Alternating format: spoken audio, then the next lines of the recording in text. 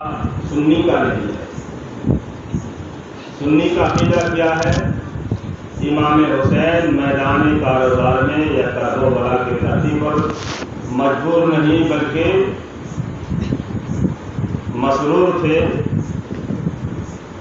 اور وہ پانی کا محتاج نہیں تھے، کھانے کا محتاج نہیں تھے، بلکہ کھانا پانی امام حسین کا محتاج تھا۔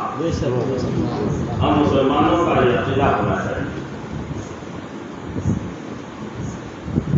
اس لیے بتا رہا ہوں آپ حضرات کو، بہت سارے معترض اعتراض کرنے والے سوال کرتے ہیں، اگر امام حسین کو پاور ہوتا تو کھانا پانی منگوا لیتے، آسمان سے کہتے، آسمان سینہ چاک کر کے پانی بھیج دیتا، سورج پانی برسانا شروع کر دیتا، دھرتی سے کہتے سینہ چین کر کے وہ گلہ نکال دیا ہوتا۔ ایک عقیدہ ہونا چاہیے کہ ہم سب کا عقیدہ کیسے سرکشت ہو۔ صرف میلاد کرنے سے نہیں ہوگا، میلاد کا معنی سمجھنا ہوگا، اس کا اہم مسائل جو ہے ان مسائل کو اس مختصر سے وقت میں میں امام حسین کا پورا واقعہ نہیں بیان کر سکتا، ان کے لیے 4 دن 5 دن لگاتار تقریر کرنی ہوگی، تبھی پورا واقعہ بیان کرنا مشکل ہوگا۔ تو لوگوں کا ذہن دوڑے گا، اگر مجبور نہ تھے تو بچے بلک رہے ہیں، بیویاں پریشان ہیں، بہنیں تڑپ رہی ہیں، ایسے وقت میں پانی کو منگایا کیوں نہیں؟ اپنی بارگاہ میں آنے کے لیے کیوں نہ کہا؟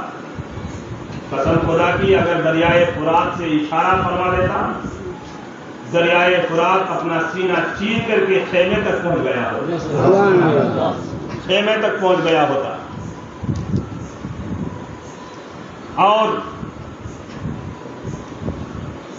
آسمان سے اشارہ فرمایا ہوتا یا سورج سے اشارہ کر دیا ہوتا، تو سورج اپنا منہ کھول کر کے اہل بیت و اطہار کے لیے پانی کا مار لگا دیا ہوتا۔ لیکن سن لیجئے، جہاں امتحان لیا جاتا ہے وہاں کرامت سے کام نہیں لیا جاتا، اور جہاں کرامت سے کام لیا جاتا ہے وہاں امتحان نہیں لیا جاتا۔ آپ کا ذہن انا ساغر کی طرف دوڑے گا۔ خواجہ معین الدین سنجری رحمت اللہ علیہ آنا ساگر کے پانی کو ایک کوجے میں، ایک کٹورے میں بھر کر اپنی بارگاہ میں بلا لیا۔ آنا ساگر کا تمام پانی ایک کٹورے میں آ گیا۔ کیا امام حسین کو وہ طاقت نہ تھی کہ دریائے فرات سے اشارہ فرما دیتے تو پانی دوڑ کر کے ایک کٹورے میں ایک مسجد میں آ گیا ہوتا؟ لیکن ایسا کیوں نہیں کیا؟ تو سن لیجئے، اجمیر کی دھرتی پر اسلام کو بچانا نہیں تھا، اجمیر کی دھرتی پر اسلام کو بچانا نہیں تھا، بلکہ اسلام کو پھیلانا مقصود تھا، اور جب اسلام کو پھیلانا مقصود ہوتا ہے تو وہاں کرامت سے کام لیا جاتا ہے، کرامت سے کام لیا جاتا ہے، اور جہاں اسلام کو بچانا مقصود ہوتا ہے وہاں جان دے کر اسلام کو بچایا جاتا ہے۔ وہاں اسلام کو بچانا مقصود تھا۔ آپ دیکھتے ہوں گے جب کوئی اسٹوڈنٹ پڑھتے ہیں تو پڑھائی کے دوران ٹیچر سے وہ ہیلپ لیتے ہیں، اپنے ساتھیوں سے ہیلپ لیتے ہیں، اپنے ماں باپ سے ہیلپ لیتے ہیں، اور جب امتحان کا وقت آتا ہے کہ سب کی زبانیں خاموش ہو جاتی ہے، اب کوئی اس کا ہیلپ کرنے والا نہیں ہے۔ ماں سے کہے گا تو ابھی تیرا امتحان چل رہا ہے، تجھ سے بات کرنے والی میں نہیں ہوں۔ باپ بھی دور بھاگے گا، وہ شکشک جو آپ کو بڑی محنت سے پڑھایا وہ بھی آپ سے کوسوں دور رہے گا۔ کیوں؟ اس لیے کہ جس وقت مدد کی بات تھی میں مدد کرتا رہا، اب یہاں امتحان کا وقت ہے، اب یہاں مدد نہ کیا جائے گا، یہاں تیرا امتحان لیا جائے گا۔ تو کتنے مضبوطی کے ساتھ تیاری کیا ہے، کتنی جو ہے محنت کیا ہے، کتنا جد و جہد کیا ہے. تو یہی امام حسین کے ساتھ ہو رہا تھا. تیرے سامنے تیرے خاندان کو اجاڑا جائے گا. امام میں دیکھنا چاہتا ہوں تیرے اندر کون سا صبر ہے، تیرے اندر کون سی جو ہے طاقت ہے. ان کے سامنے اولادوں کے ساتھ کھلواڑ کیا گیا، ان کے اولادوں کو مارا گیا، صبر کیا. اونو محمد کو مارا گیا، صبر کیا. 40 شہیدوں کو اٹھا کر 55 سال کی عمر ہے امام کی، 50 سے 50 تک لاشوں کو اٹھا کر لا کر کے خیمے کے سامنے رکھا. ارے 55 سال کے آدمی اگر 2 گھنٹے 4 گھنٹے کام کر لے تھک جاتے ہیں، لیکن امام نے 40 شہیدوں کو اٹھا کر کے خیمے کے سامنے رکھا ہے. اللہ کا امتحان تھا. امام تو صبر کرے گا، ادھر تو صبر کرے گا، ادھر تیرا نانا جان میدان جو ہے میدان فرات میں نہیں بلکہ حوض کوثر میں تیرا انتظار کر رہا ہے، تیرے ساتھیوں کا انتظار کر رہا ہے. تیرے ساتھی یہاں جان دیں گے مصطفیٰ جان رحمت جام کوثر پلانے کے لیے حوض کوثر کے سامنے نظر آئیں گے. تو مسلمانوں، کہنے کا مطلب ہے جب کوئی امتحان کا وقت آتا ہے تو وہاں صبر سے کام لیا جاتا ہے. امام حسین نے صبر کا دامن کو تھام کر رکھا. وہاں کسی کا ہیلپ نہیں مانگا، کسی سے کچھ نہ کہا، اور وہ امتحان دیا کہ زمانے والے اس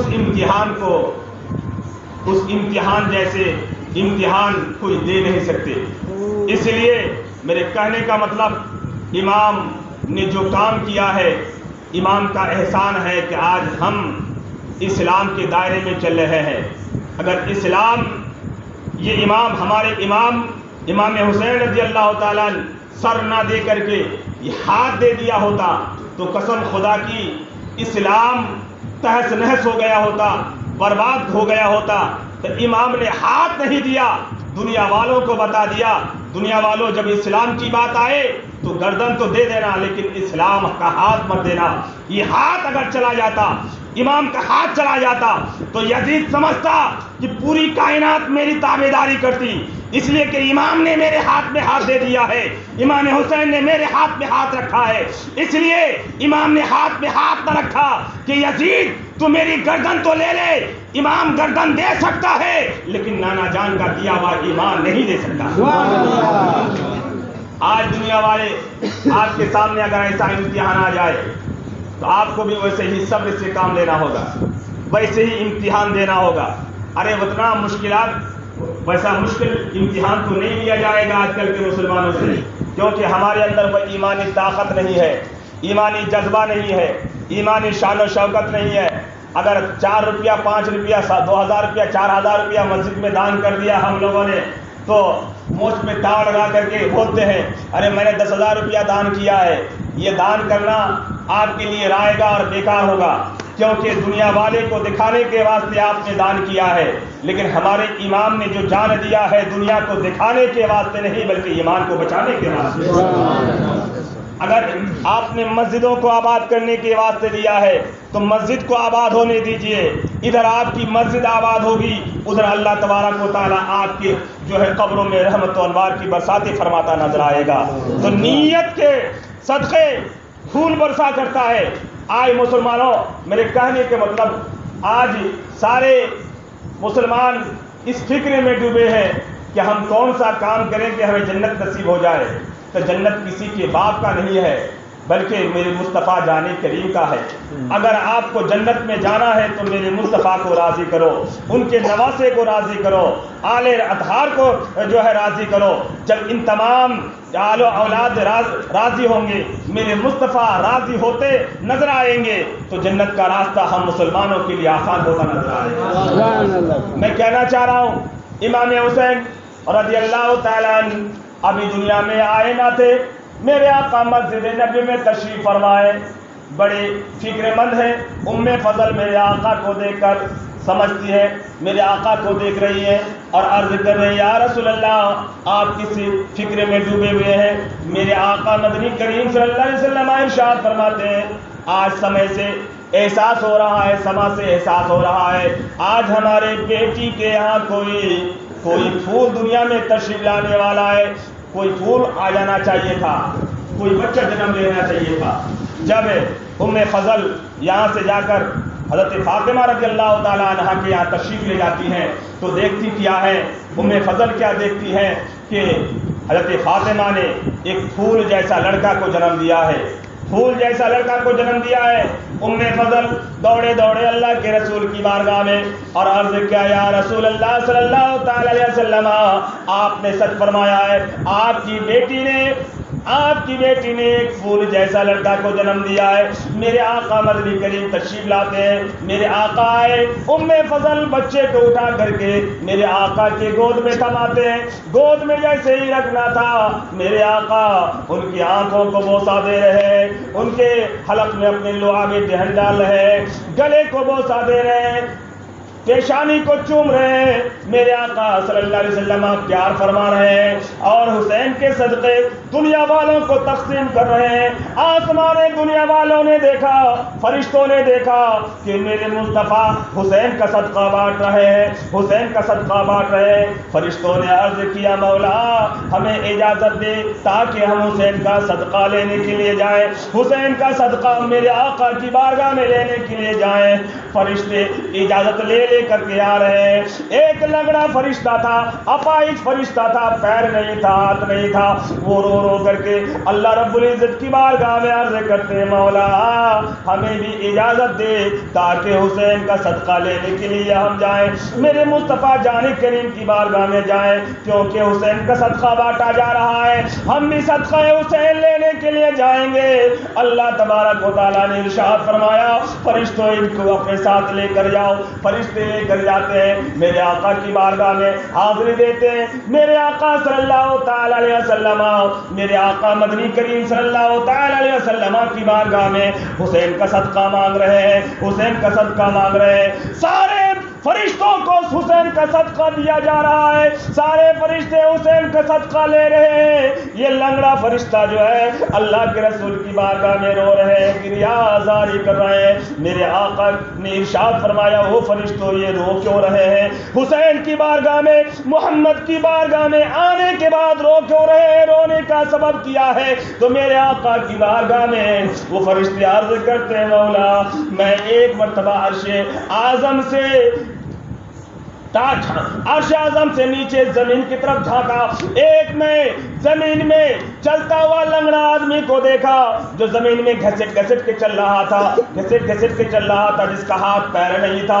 میں نے سوچا، دل میں خیال کیا کہ اس آدمی کو دنیا میں جی کر کیا ہوگا تو اللہ تبارک و تعالیٰ کو گوارا نہیں، اسی لیے اس اللہ تبارک و تعالیٰ نے میرے ہاتھ پیر کٹوا کر کے مجھ کو آسمانی دنیا میں پھینکوا دیا، آسمانی دنیا میں اس امتحان میں ڈال دیا، اور اسی سمے سے میرے ہاتھ پیر نہیں ہے۔ مولا میرے آقا آپ کی بارگاہ میں حسین کے واسطے، حسین کے صدقے میں اپنا ہاتھ پیر مانگ رہا ہوں، میرے آقا کی بارگاہ میں حسین کے صدقے ہاتھ پیر مانگ رہے ہیں۔ میرے آقا صلی اللہ تعالی علیہ وسلم دست دراز فرماتے، مولا تیرے اس فرشتے نے حسین کا صدقہ مانگا ہے، حسین کے صدقے اس کے پیر کو درست فرما دے، اس کو ہاتھ بھی عطا فرما دے۔ میرے آقا کا دعا کرنا تھا، وہ فرشتے کو پیر بھی عطا ہو جاتا ہے اور ہاتھ بھی عطا ہو جاتا ہے۔ پتا چلا مسلمانوں، یہ حسین کا صدقہ ہے۔ جب فرشتوں کو ہاتھ مل جائے، پیر مل جائے، تو ہم گنہگار امتی اس کے نواسے کو محبت سے شب و شام یاد کرے، ان کے اوپر فاتحہ خوانی کرے، ان کے غلامی کی زندگی گزارے، ان کو حمد مدحت میں یاد رکھے، تو قسم خدا کی ادھر تو تعریف کرے گا، تو اس کا صدقہ مانگے گا، میرے مصطفیٰ اپنے حسین کا تجھ کو صدقہ عطا فرماتا ہے۔ آج پتا چلا کیا، حسین کے صدقے انسانوں کی بگڑی بدل جایا کرتی ہے، تقدیریں بن جایا کرتی ہے۔ تو مسلمانوں، آج جو آپ تھوڑی دیر کے لیے مجلس میں بیٹھے ہو، آج حسین کا صدقہ لے کر جاؤ، حسین کا طریقہ لے کر جاؤ، ان کی طریقے پہ عمل کرتے جاؤ، یقیناً تو ادھر عمل کرے گا، ادھر میرے مصطفیٰ کا انعام ہوتا نظر آئے گا، اور صدقہ حسین سے آپ سب کے لیے، ہم سب کے لیے جنت کا راستہ بھی آسان ہوگا۔ اور آخر میں ایک بات بتاؤں، زیادہ بولوں گا نہیں کیونکہ میری طبیعت ساتھ نہیں دے رہی. درود پڑھی اللہم صلی علی سیدنا نبینا مولانا محمد بارک وسلم. صلو علیہ صلاۃ و سلام علیک یا رسول اللہ صلی اللہ تعالی علیہ وسلم.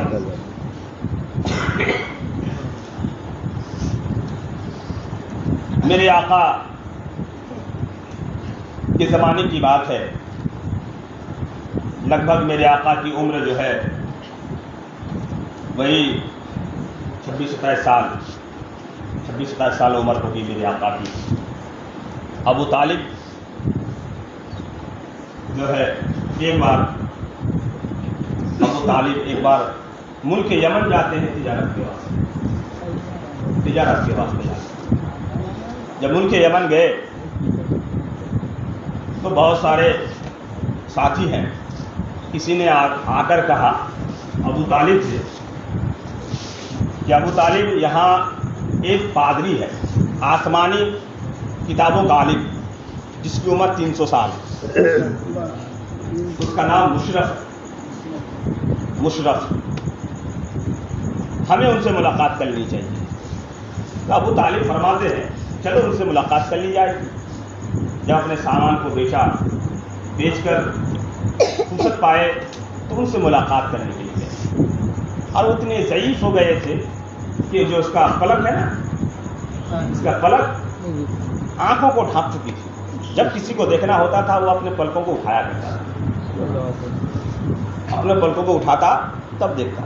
تو ابو طالب جاتے ہیں، سلام کرتے ہیں. سلام کرنے کے بعد اس بوڑھے آدمی نے جواب دیا اور اپنے پلکوں کو اٹھایا.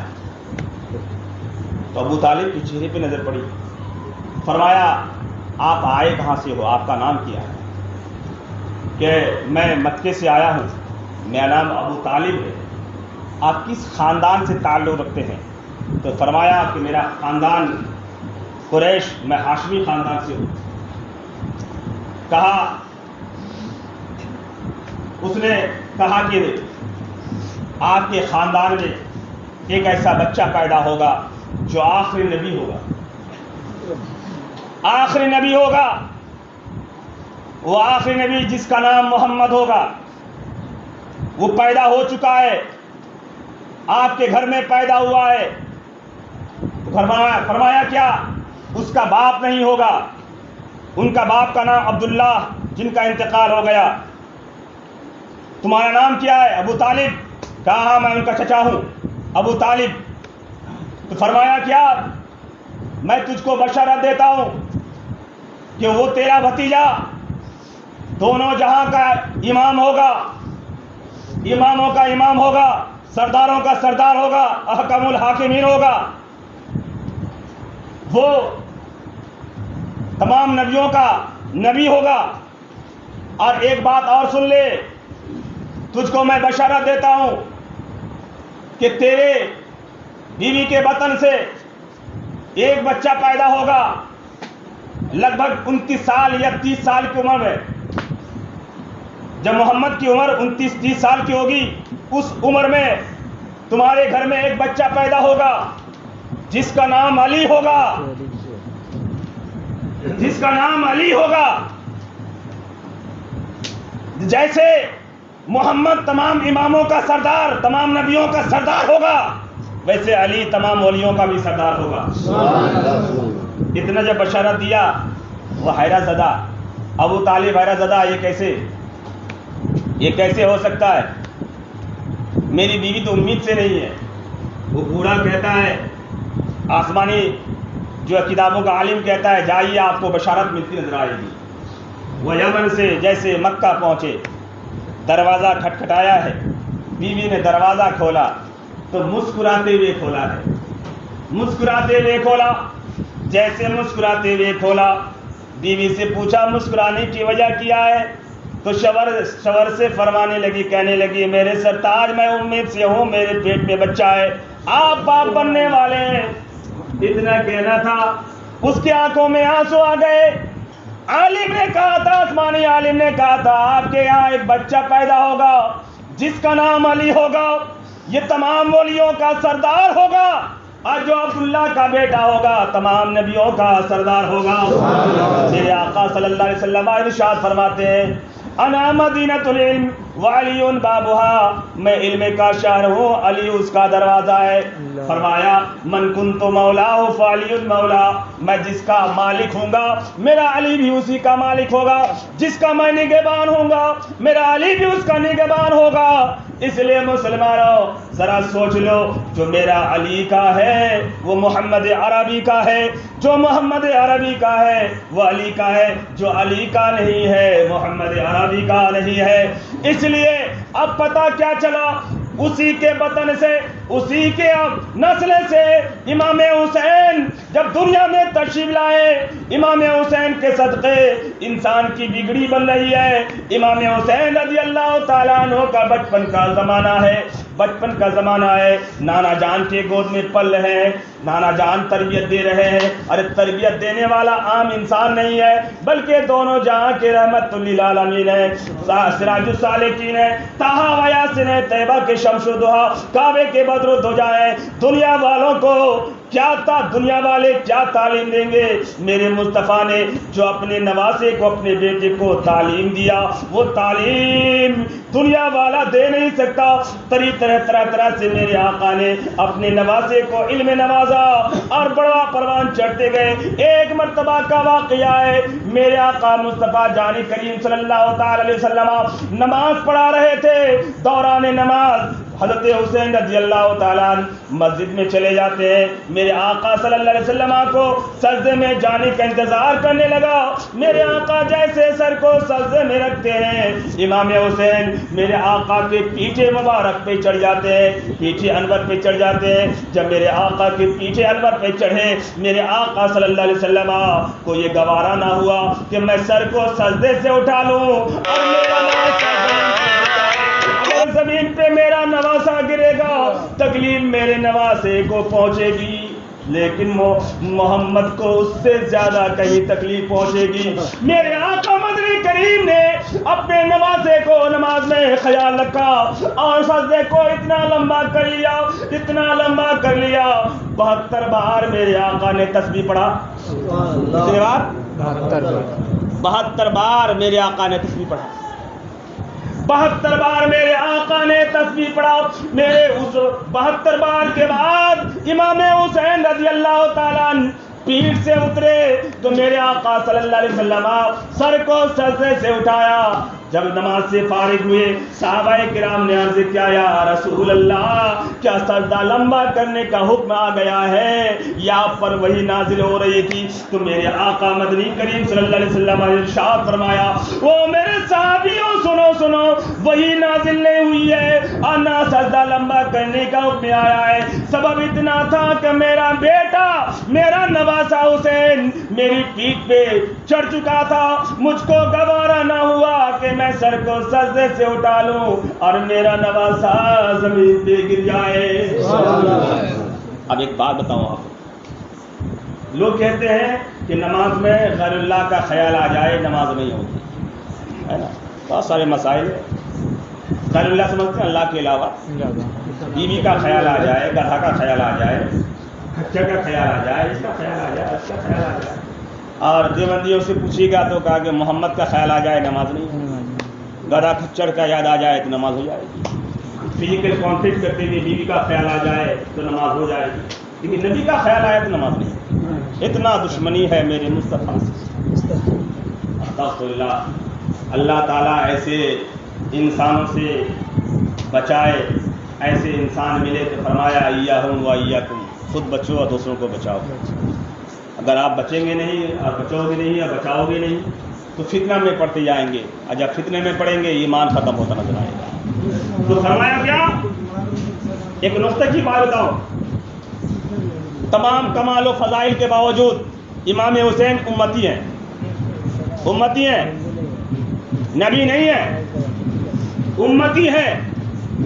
اور میرے آقا نبی جب امتی کو میرے مصطفیٰ کی نماز میں امتی یاد آ جائے نہ تو نماز ہو جائے گی. نماز میں امتی یاد آ جائے تو نبی کی نماز ہو جائے گی. اور امتی کو اگر نماز میں مصطفیٰ کا خیال آ جائے تو کیا نماز نہیں ہوگی؟ انسان کو یوں سمجھنا چاہیے جس نماز میں میرے آقا کی محبت مچل اٹھے، میرے آقا کی محبت مچل اٹھے، تو یوں انسان کو سمجھ لینا چاہیے کہ اللہ تبارک و تعالیٰ نے ہماری نماز کو قبول فرما لیا ہے، کیونکہ محبت مصطفیٰ دل میں مچل رہا ہے۔ اور میں ایک اعتراض اور اس کا جواب دے دوں کیونکہ وہ زمانے میں اب جواب دینے والے عالم کم ملیں گے، لڑانے والے عالم بہت ملیں گے، لیکن سلجھانے والے عالم نہیں ملیں گے۔ اس کا دوسرا جواب میں دے دوں، نبی نماز میں اور خیال دنیا یہ ہو نہیں سکتا۔ نبی نماز میں ہو اور دنیا آ جائے، خیال میں آ جائے، ایسا ہو نہیں سکتا۔ تو آپ کیا مانو گے امام حسین کو، دین یا دنیا؟ امام حسین کو آپ کیا مانیں گے، دین مانیں گے یا دنیا مانیں گے؟ تو آؤ خواجہ معین الدین سنجری رحمت اللہ علیہ کی بارگاہ میں، دین ہست حسین، دین پناہ ہست حسین، بادشاہ ہست حسین۔ تو میرے مصطفیٰ نے نماز میں کسی دنیا کو یاد نہ کیا بلکہ دین کو یاد فرمایا ہے، دین کو یاد رکھا ہے۔ اس لیے یہ نہ کہا جائے گا کہ میرے مصطفیٰ نے اگر نماز میں یاد فرمایا تو دنیا کو یاد کیا ہے، بلکہ یوں کہہ لیا جائے گا میرے مصطفیٰ نے اگر نماز میں خیال لایا ہے، کسی کو یاد رکھا ہے تو دین کو خیال میں رکھا ہے۔ اب ایک بات اور بتا دوں، جب آئی یہ بات، ہمارے خواجہ معین الدین چشتی سنجری رحمت اللہ علیہ، ہندوستان کے راجا، ہمارے خواجہ نے جو فرمایا بادشاہ ہست حسین، دین ہست حسین، تو بادشاہ کب تھے، دین کب تھے؟ دین پناہ ہست حسین، دین پناہ کب ہوئی؟ تو آپ کو میں مثال دیتا جاؤں، جب ماں کے پیٹ میں تھے، جب ماں کے پیٹ میں تھے تو دین تھے، دنیا میں آئے تو دین تھے، نانا جان کے گود میں گئے تو بادشاہ بنے، وہاں سے کرب و بلا کے دھرتی میں پہنچے تو وہاں پر جا کر دین کا پناہ بن گئے۔ امام حسین نے دنیا والوں کو بتایا جب تک ماں کے گود میں تھا میں دین تھا، نانا جان کے گود میں تھا دین تھا، باپ کے گود میں تھا دین تھا، دنیا کے سامنے تھا دین تھا، لیکن کرب و بلا کے دھرتی میں جب پہنچا تو اس وقت دین نہیں بلکہ دین کا پناہ بن کر آیا۔ امام حسین دین کا پناہ بن کر، دین کو بچانے والا، دین کو عروج بخشنے والا، دین کو ارتقا بخشنے والا، عروج ارتقا بخشا امام حسین نے۔ تو مسلمانوں، کہنے کا مطلب یہ ہے جب امام حسین جو ہے، امام حسین دین کے اوپر چلے اور دنیا والوں کو دین سکھایا، اور یہ کہتے ہوئے دنیا کو چھوڑ کر گئے، دنیا والوں کو درس دیتے ہوئے گئے، دنیا والوں کتنی مصیبت کیوں نہ آ جائے، کتنی پریشانی کیوں نہ آ جائے، سب دے دینا، آبرو دے دینا، جائیداد دے دینا، خزانہ دے دینا، اولاد دے دینا، لیکن نانا جان کا دیا ہوا ایمان نہ دینا۔